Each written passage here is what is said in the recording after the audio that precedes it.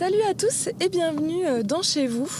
Pour ce dernier numéro consacré à la commune de Saint-Fiacre-sur-Maine, on va vous parler de vin. En effet, 80% du territoire de Saint-Fiacre est consacré aux vignes.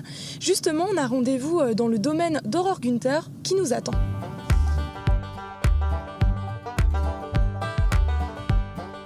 Bonjour Aurore. Bonjour.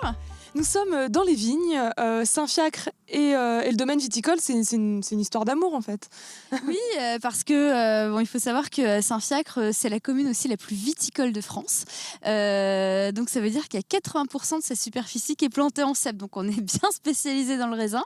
Voilà, et la commune de Saint-Fiacre, c'est une commune très vallonnée. Il se trouve qu'elle est au confluent des deux rivières et donc ça force aussi ces coteaux qui sont...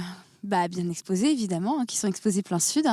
Et puis Saint-Fiacre, c'est le patron des jardiniers, donc c'est plutôt positif, c'est cohérent, voilà. Il y a combien à peu près de vignobles ici ou de vignerons ? Alors on est finalement pas très nombreux, on doit être à peu près une dizaine, mais on est surtout très étendu et on est à peu près je crois une dizaine. Ouais. Et justement ici Aurore, c'est combien d'hectares sur votre domaine à vous ? Alors au Château du Coin on est sur 45 hectares. Ce qui est beaucoup, je me rends pas trop compte. On est déjà sur une jolie taille, sur un domaine familial qui est déjà assez grand, effectivement. C'est quoi comme vin ici ? C'est surtout du muscadet ? Des muscadets, en fait. C'est des muscadets. Ce sont des muscadets. En fait, nous, ce qu'on aime bien expliquer, c'est que certes, on est sur un cépage unique au monde, donc qui est le melon de Bourgogne, qui est à la base peu aromatique, c'est-à-dire qu'on n'est pas sur des cépages variétaux très prononcés, d'où l'influence des terroirs. Alors, il y a plusieurs terroirs dans les muscadets. Ici, nous, au Château du Coin, on est sur des gneiss à demi-ca, ce qui va donner un certain style de vin.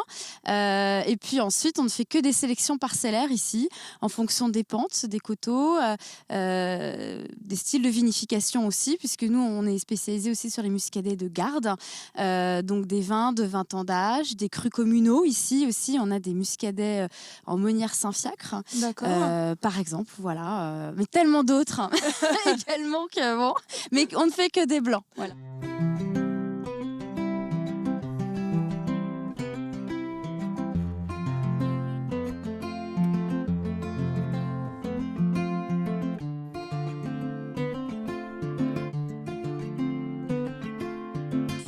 Alors là, Aurore, nous sommes dans le chai. C'est quoi un chai pour ceux qui ne connaissent pas du tout le vin ? Alors, le chai, c'est à partir du moment où on a récolté le raisin.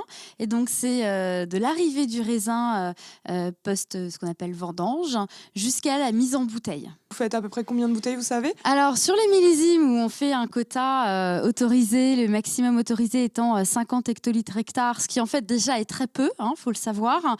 Donc, sur une année où on arrive à atteindre ce genre de quota, nous sommes environ à 400 000 bouteilles annuelles. Voilà. Donc la moitié vendue en France à peu près, et la moitié vendue sur les marchés export. Alors on travaille en Europe évidemment, on travaille au Japon, aux États-Unis, en Amérique du Nord de manière plus générale, Canada, Amérique du Sud, pays scandinaves, voilà. D'accord, et c'est important ça de faire justement, d'exporter son vin, qu'il ait une petite notoriété, même si c'est pas...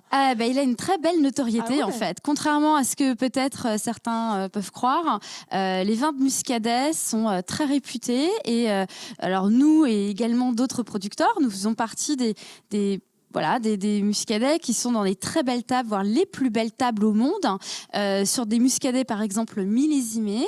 On est par exemple à The Geraniums, qui est donc à Copenhague. Voilà. Bon, je ne vais pas tous les citer, mais il faut savoir que les muscadets s'exportent énormément et très bien, avec une forte valeur ajoutée et ont une très belle reconnaissance. Voilà. Justement, parce qu'on a toujours un peu ce côté, de dire les muscadets, oui, c'est bon, c'est du vin de table, voilà, et en fait, Eh bien non. Eh bien tant mieux. À côté de chez vous avez un trésor. On est sur des vins qui ont toute la richesse. Si vous voulez, on est sur un cépage unique au monde. On a un élevage sur lit qui a été découvert par les vignerons du Nantais il y a plusieurs siècles, et c'est une mention qu'on ne retrouve aujourd'hui que sur nos vins.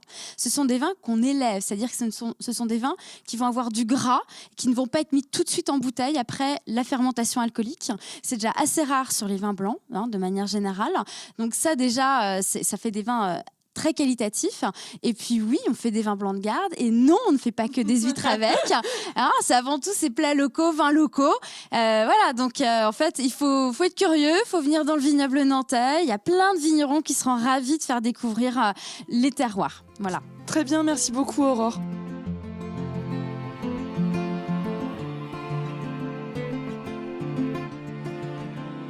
Chez vous, à Saint-Fiacre-sur-Maine, c'est déjà fini.